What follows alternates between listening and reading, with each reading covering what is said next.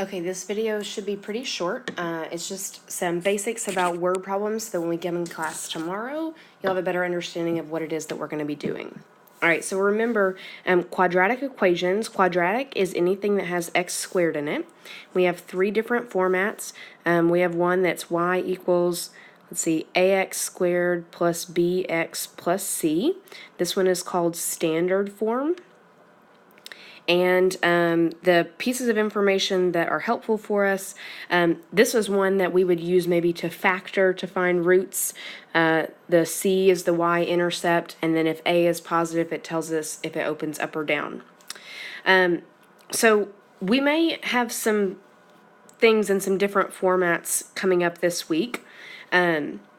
But let me just give you a picture of what some of these are going to look like. So we're going to work on solving some things by graphing, and we're going to use our graphing calculators. But when we look at our graphing calculators, we're going to have pictures of quadratics that look something like this.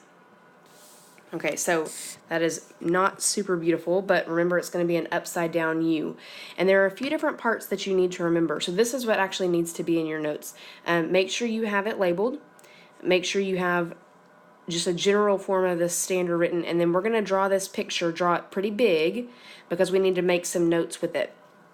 Okay, so there's a few different parts to a quadratic, if you remember. All right, we've got, let's go ahead and label. We've got this part right here. This is our y-intercept.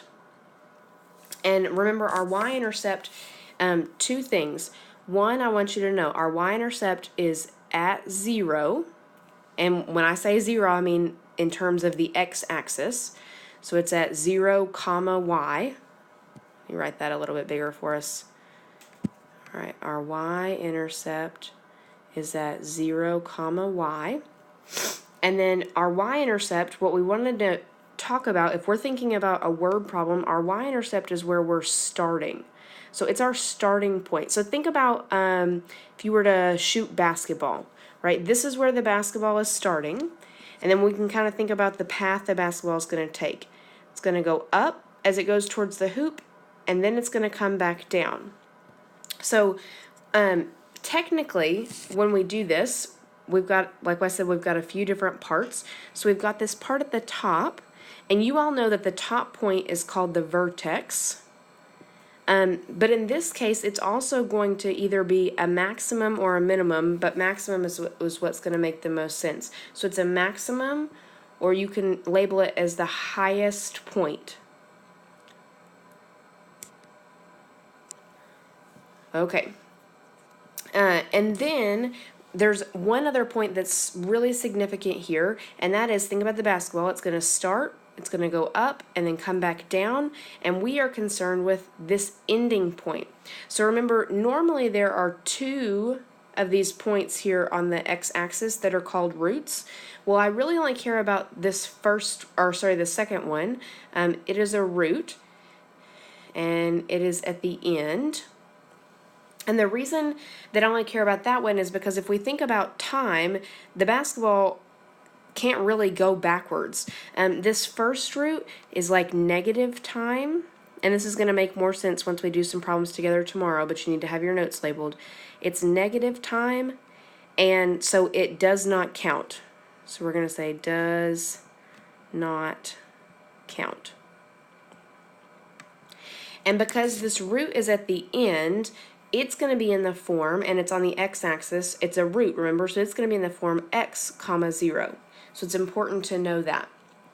The last little thing that we need to talk about when we talk about word problems, we used to say that domain was always all real numbers, and our range was had to do with a certain value. Okay, so here, domain is not all real numbers anymore, because I'm going to highlight in yellow. All right, I'm changing the color for us here. The only part of the graph that I care about is this part right here. All right, so which means my x values aren't going to actually go on forever. So domain is only going to be from 0 to wherever the thing lands. So I'm going to say 0 to x, and I'll put in parentheses, this is for the root. All right, the range, we used to say like y was because it's going down less than or equal to some value, and we would use the value from the vertex. Well, that's still true, except now it's not just less than equal to that. Remember, the y only goes to 0 because the ball can't go, if we're talking about a basketball, it can't go like through the ground. It can't go down forever. It's just going to hit the ground and then stop. So that means my range is going to be 0 to the y value, which is the maximum. All right, if you'll take those notes, make sure you have this for class tomorrow, and we're going to work on some of these problems together from your book and with your calculator, but you need to have these notes just so you have kind of an idea of where we're starting.